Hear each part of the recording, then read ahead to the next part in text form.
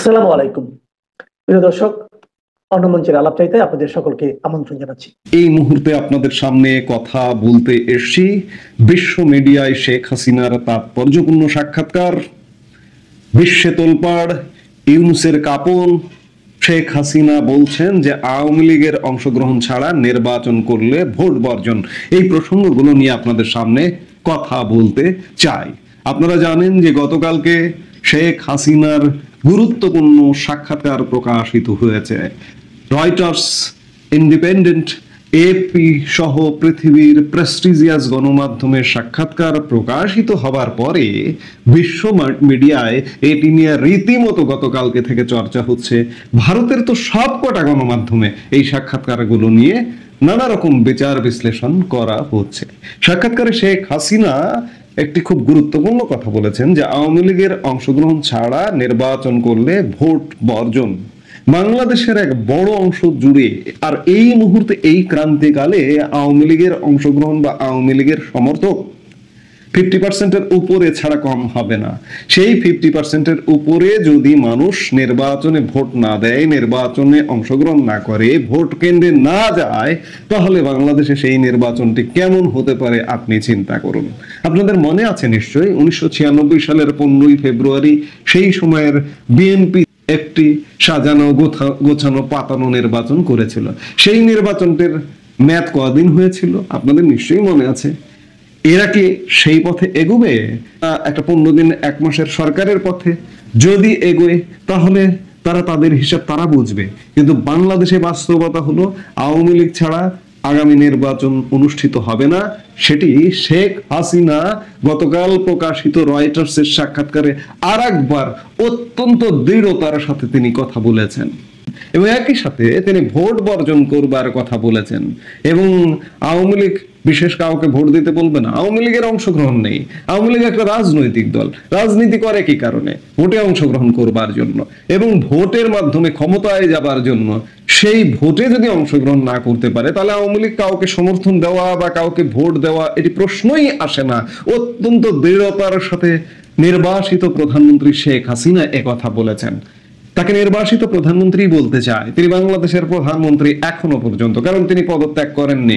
সিচুয়েশনে তাকে দেশ ত্যাগ করে পাশের দেশে আশ্রয় নিতে হয়েছে, নির্বাসনে যেতে হয়েছে বাংলাদেশে জঙ্গি গোষ্ঠী ষড়যন্ত্র করে বাংলাদেশ দখল করবার কারণে। খুব স্পষ্ট করে দেখবার বিষয় যে শেখ হাসিনার যে সাক্ষাৎকারটি প্রকাশিত হয়েছে এটি সত্যিকার অর্থে বিশ্ব মিডিয়ায় একটা তোলপাড়। ভারতের তো সবকটা গণমাধ্যম তার সাক্ষাৎকারের বিষয়বস্তু নিয়ে বিশ্লেষণ করে যাচ্ছে কন্টিনিউ।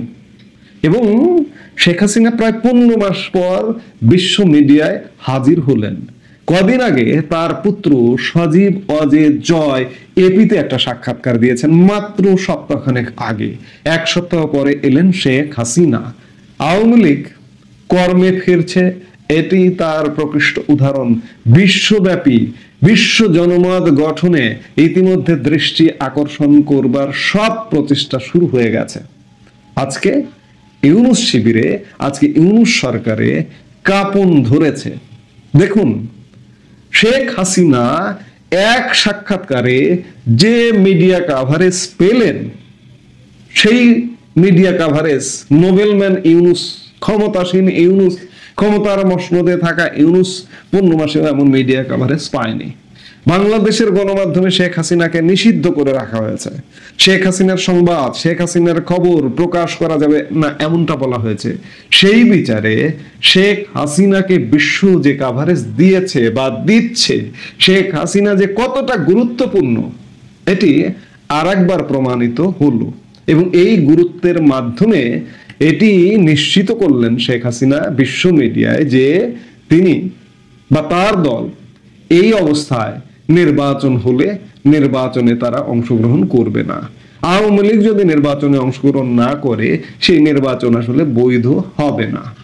তিনি বলেন পরবর্তী সরকারের অবশ্যই নির্বাচনী বৈধতা থাকতে হবে। কোটি কোটি মানুষ আওয়ামী লীগকে সমর্থন করে, তাই বর্তমান পরিস্থিতিতে তারা ভোট দেবে না।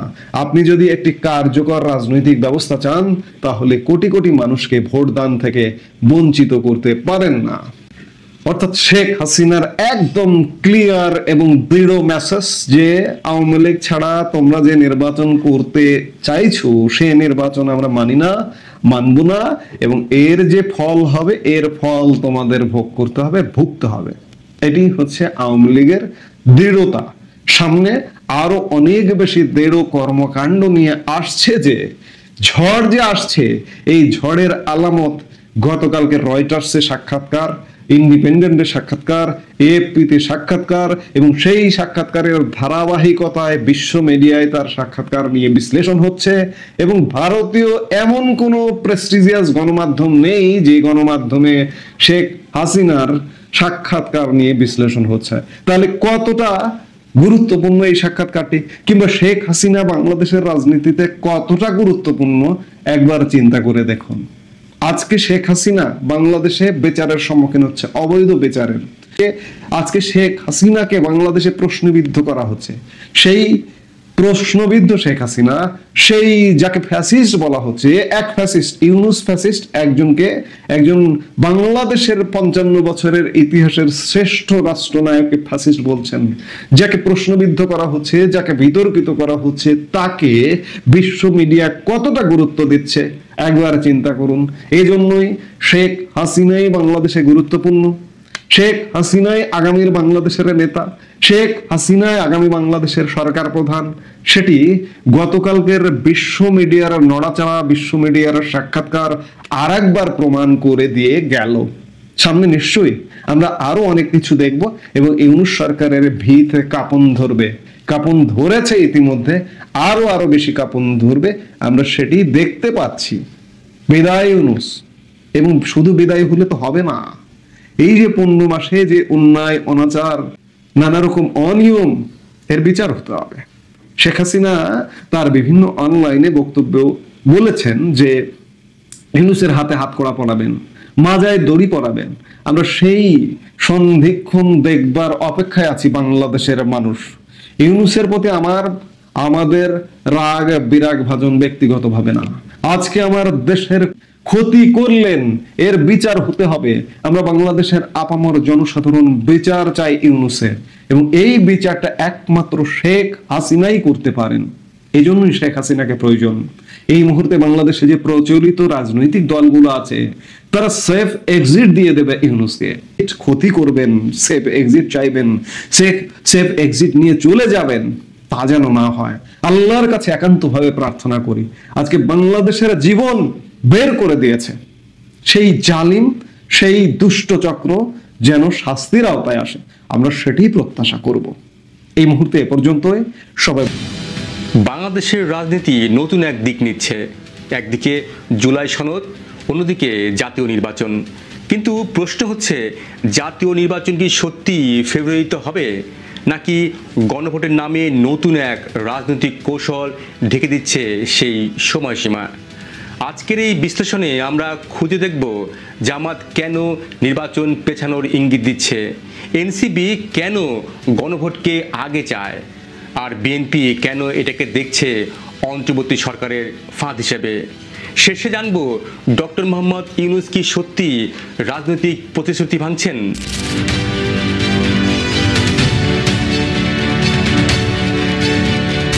সবকিছুর শুরু জুলাই সনদ থেকে।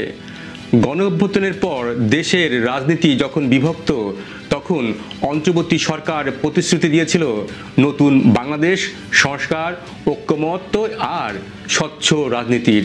সেই প্রতিশ্রুতি আইনি কাঠামো তৈরি করতেই গঠিত হয় জাতীয় ঐক্যমত্য কমিশন।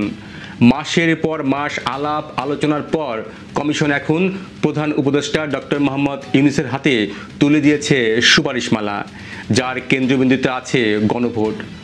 গণভোটের মাধ্যমে জনগণ নাকি অনুমোদন দেবে এই জুলাই সনদকে, অর্থাৎ সংস্কার কাঠামো, সংবিধান সংশোধন, প্রশাসনিক পরিবর্তন সবকিছুই এখন নির্ভর করছে এক গণভোটের ওপর। কিন্তু সেখান থেকেই রাজনীতিতে শুরু হয়েছে এক নতুন হিসাব।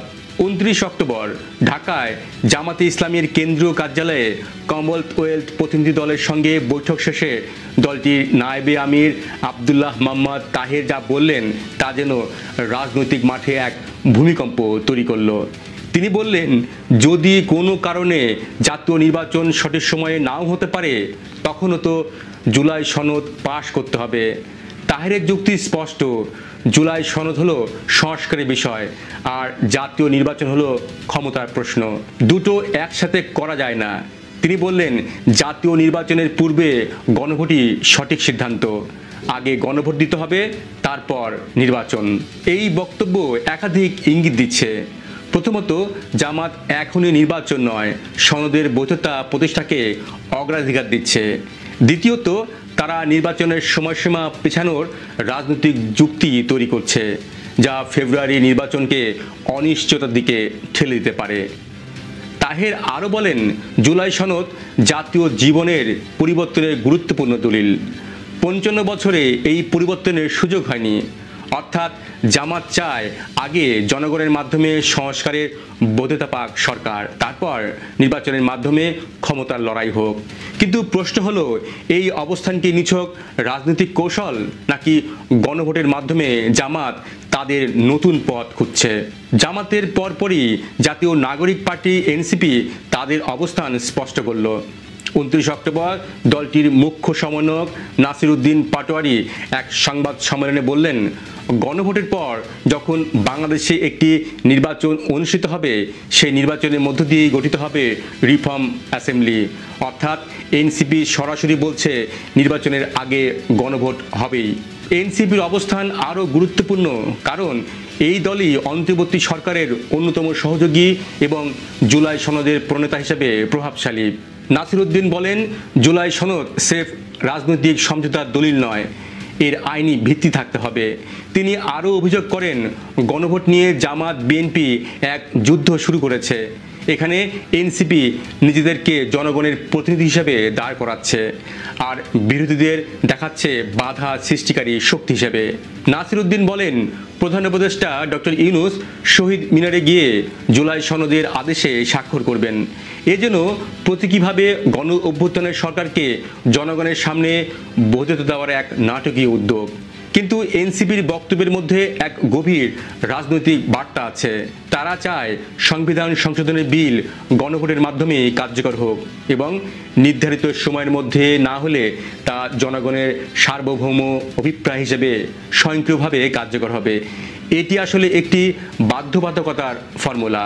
অন্যদিকে বিএনপির দৃষ্টিতে এটি পুরোপুরি এক রাজনৈতিক ষড়যন্ত্র। 29 অক্টোবর জাতীয় প্রেস ক্লাবে এক অনুষ্ঠানে বিএনপির মহাসচিব মির্জা ফখরুল ইসলাম আলমগীর সরাসরি বললেন, নির্বাচনের বিষয়ে প্রধান উপদেষ্টা প্রতিশ্রুতিবদ্ধ। সেই প্রতিশ্রুতির ব্যত্যয় ঘটলে দায়ভার ডক্টর ইউনূসকেই নিতে হবে। বিএনপি আশঙ্কা প্রকাশ করছে যে গণভোটের দোহাই দিয়ে সরকার ফেব্রুয়ারির জাতীয় নির্বাচন পেছাতে চাইছে। বিএনপির যুক্তি, যদি আগে গণভোট হয় তাহলে নতুন করে আইনি প্রক্রিয়া, প্রশাসনিক প্রস্তুতি আর ভোটার তালিকা সংশোধন করতে সময় লাগবে কয়েক মাস। বিএনপি মনে করছে এই বিলম্বই সরকারের পরিকল্পনা, কারণ যত দেরি হবে তত বেশি অন্তর্বর্তী সরকারের সময়কাল দীর্ঘ হবে এবং রাজনৈতিক অনিশ্চয়তা টিকিয়ে রাখা যাবে।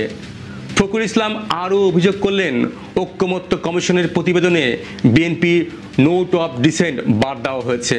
এটি জনগণের সঙ্গে প্রতারণায়। এই বক্তব্য সরাসরি সরকারের বৈধতা প্রশ্নবিদ্ধ করছে।